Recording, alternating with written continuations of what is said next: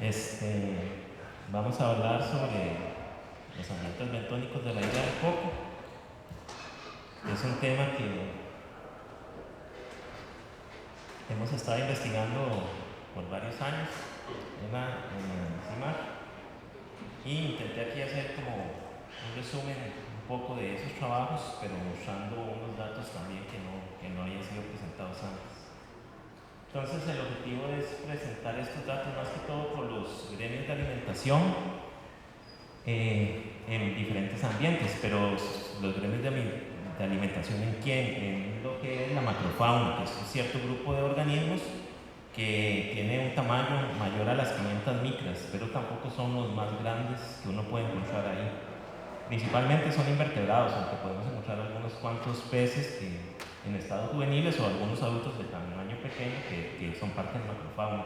Y entonces esto se va a ver en lo que es playas, rocas, que principalmente es la zona intermareal, en coral muerto y en fondos de arena. Y como les mencionaba, estos datos más o menos son los que abarcan del 2007 al 2011 en 5 expediciones, aunque en realidad tenemos otros datos más, pero estos todavía no han sido procesados. Entonces, en lo que es playas de arena, ya aquí se ha mencionado antes, solo hay 2 playas de arena en la isla, lo que es la bahía de Wafer y lo que es la bahía de Chatham. Y entonces acá la oportunidad de muestreo ha sido muy corta, porque básicamente hemos ido a hacer otras cosas y yo he logrado agarrar de vez en cuando algunas muestras de sedimento, esperando que nos recogiera el bote, ¿verdad?, para llevarnos al barco, ¿sí? Entonces todavía no hay muchos datos, aunque lo que les voy a mostrar más o menos da una idea. Entonces, ¿qué es lo que uno encuentra en las playas de arena? Principalmente vamos a ver diferentes grupos de poliquetos, los espiónidos, que son estos gusanos de acá, que tienen estas estructuras largas que se llaman palpos, y esos palpos ellos los arrastran sobre la arena, ellos solo tienen la cabeza fuera de la arena, los arrastran y se llevan al alimento a la boca. Entonces ellos son principalmente lo que se llama depositívoros, se alimentan de depósitos sobre el fondo, pero no excavan, solo es lo que cae encima.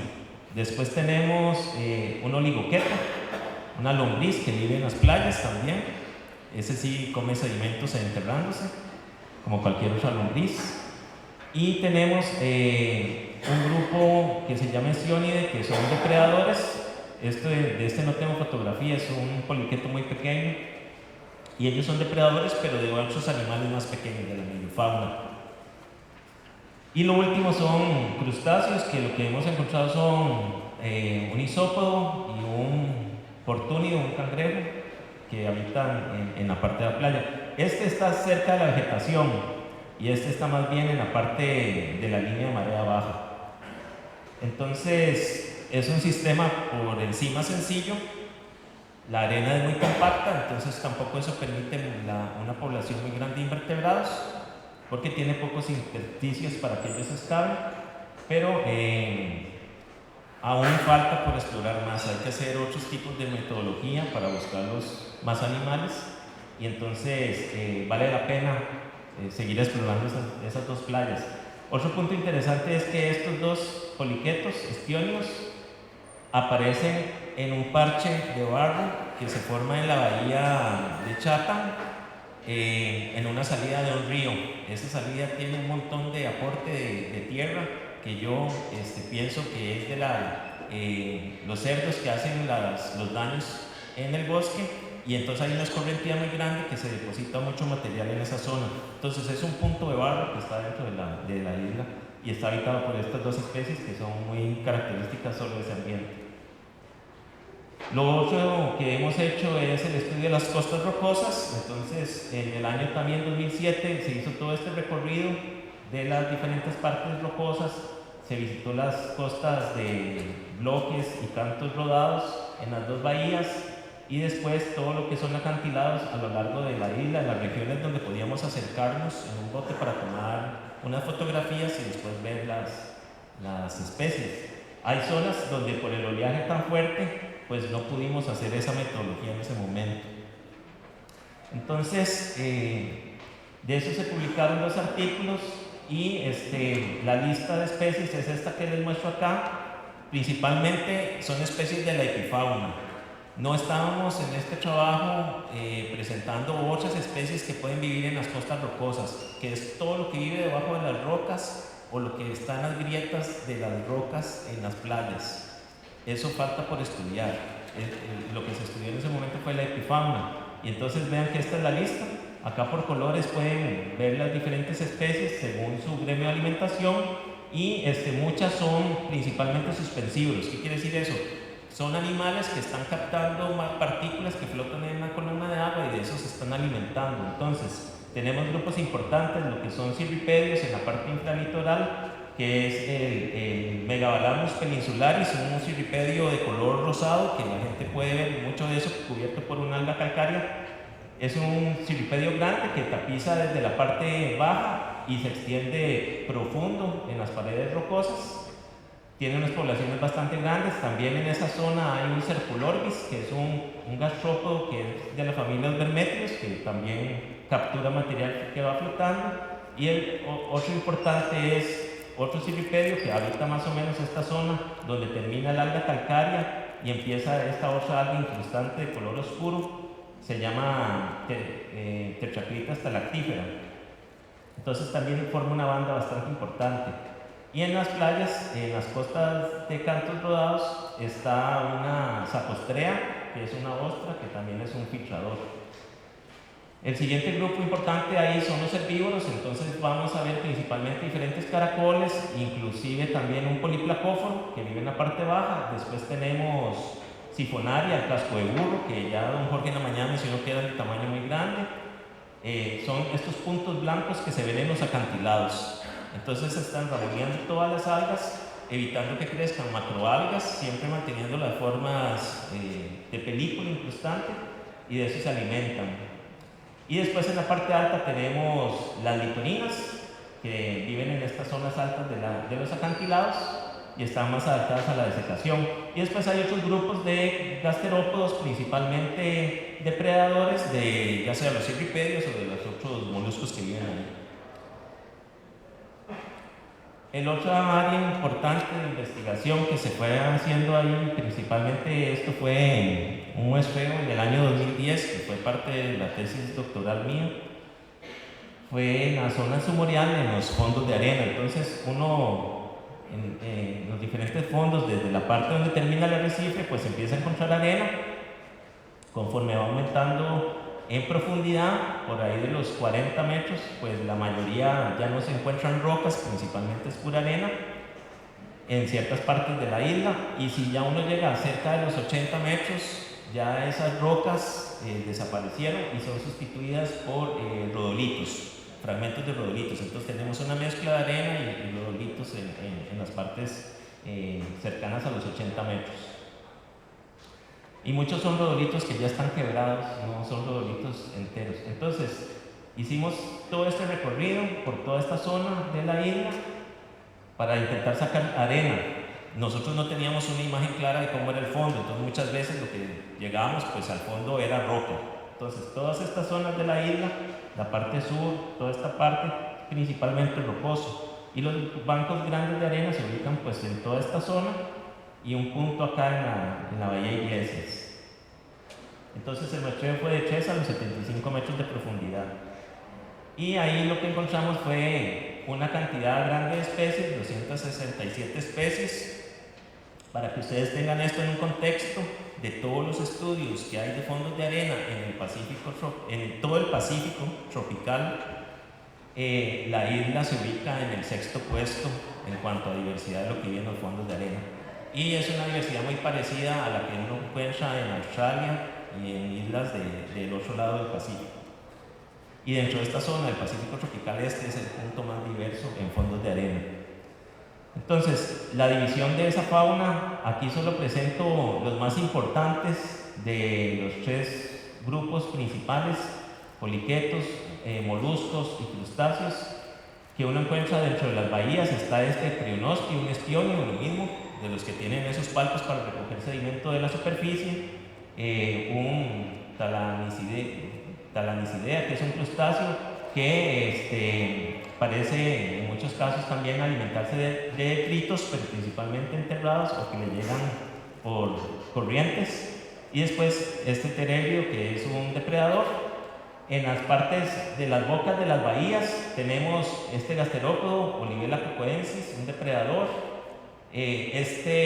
Tanaidacio, Cocotanais pura vida, que fue una especie nueva descrita en este proyecto, que vive asociado a una anémona y es un detritívoro, se aprovecha de que se alimenta la anémona. Y después Magelona californica, un poliqueto muy común, también con palpos largos, que recoge material del fondo. Afuera de las bahías y las zonas más profundas, pues domina este bivalvo, Goldia californica, un filtrador. Este poliqueto depredador, Westerdeis heterocigrata, un cílido, entonces este come invertebrados pequeños. Y este otro isópodo, el Didice caudata, también es un depredador. Entonces vean que acá la cantidad de depredadores es bastante alta en comparación con los otros dos ambientes que les mostré antes. Densidades. Bueno, por un metro cuadrado uno va a encontrar ahí 1826 individuos, que es un número alto, o sea, todo eso vive en un metro cuadrado, y de esos 1000 son depositívoros, o sea, se alimentan de partículas que están ahí en el sedimento. 713 serían depredadores, que se comen a todos los demás.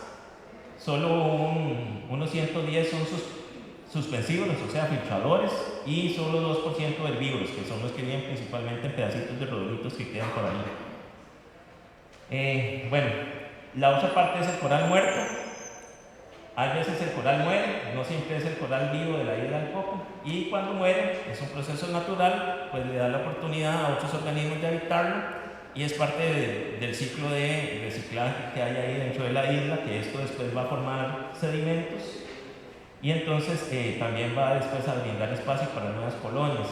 Entre el año 2007 y 2011 pues se hicieron 15 buceos en diferentes partes de la isla, de 1 metro a 36 metros, y se sacó roca, que era coral muerto, y se exploró qué había dentro de esa roca. Entonces acá la lista de especies son 183 especies que viven en el coral muerto, principalmente dentro del coral, porque muchas de las que viven por afuera se nos escapaban, obviamente eso lo echábamos en bolsas o en mallas y se escapaban, y lo que nosotros exploramos acá fue principalmente lo que vivía resguardado dentro del coral.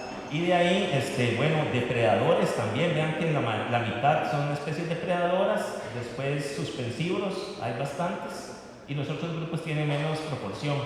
Tenemos entre los depredadores poliquetos filiodócidos, entre los depositívoros varios siconcúlidos, también tenemos alfeidos y otros crustáceos que se encontraron. De los buceos que yo tenía datos de abundancia, porque no de todos tenía yo datos de abundancia, unos solo se hicieron con fines taxonómicos, entonces pues alguien más tenía los crustáceos, alguien más los moluscos, yo los poliquetos, pero de algunos 9 muestreos yo sí pude apuntar todos los datos, por lo menos por grupos generales. Y entonces lo que uno encuentra en abundancia es números parecidos a esa lista de especies que les mostré, aunque los herbívoros sí bajan un poquito en su representación. Y lo que tenemos son, por ejemplo, muchos poliquetos de la familia Eunícides, varias especies y su abundancia alta. Los eunícidos son poliquetos que tienen estas mandíbulas fuertes con las que ellos mismos van rompiendo el coral, van haciendo cavernas y entonces van entrando ahí. Y esos espacios después son colonizados por anfípodos, que algunos pueden ser herbívoros y otros pueden ser omnívoros o depositívoros, y entonces ellos después se los comen, o sea, van creando el espacio para después comerse esos grupos. Y también bivalvos y siconcúlidos que pueden dañar la roca. Bueno, en general, uno lo que ve es que en la costa rocosa intermareal tenemos un 19% de depredadores, y cuando ya vemos la roca muerta, tenemos un 49% de depredadores, y en las playas de arena tenemos un 14% de depredadores, y cuando ya bajamos a nivel submareal un 43% de depredadores. Entonces uno puede pensar que la depredación aumenta con la profundidad, pero aquí, para lo que es coral muerto, aquí está un perfil de la depredación de los datos que teníamos, y a los 25 metros es cuando se alcanza más o menos un pico de los depredadores, y esas especies caen y empieza a ser más dominante algunos grupos que pueden actuar como filtradores o suspensívoros, algunas opívoras y bivalvos principalmente. Para los fondos de arena también vamos a ver un patrón en que hay un pico de depredadores a los 30 metros, después empieza a disminuir, se da un cambio acá más o menos drástico donde desaparecen muchos depredadores y predominan los depositívoros y después vuelven a incrementar los depredadores. Este cambio coincide con la posición de la termoclina, entonces la termoclina es y la profundidad es uno de los efectos que hace este cambio sobre la fauna. Esto es un resumen, en los artículos está más descrito que también el tamaño del grano y otras cosas afectan, pero más o menos podemos ver que se da un patrón parecido con un pico somero en la depredación en los dos ambientes.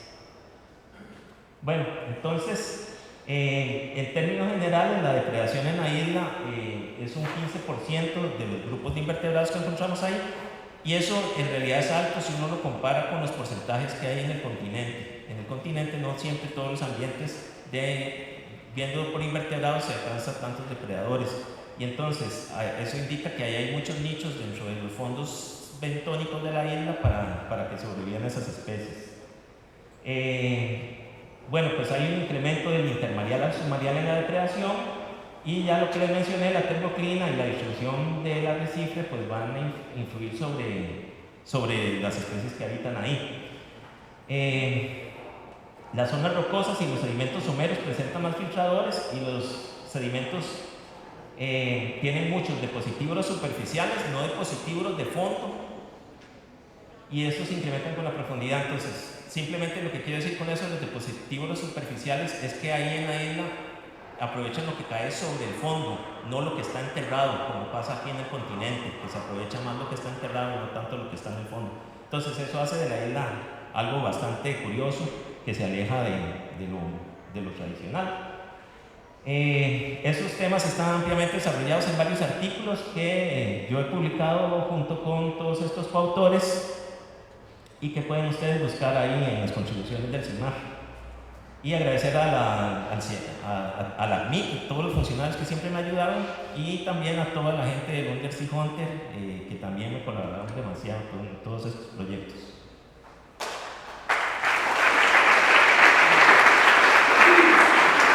Muchas gracias, Jorge. Tenemos espacio para una pregunta.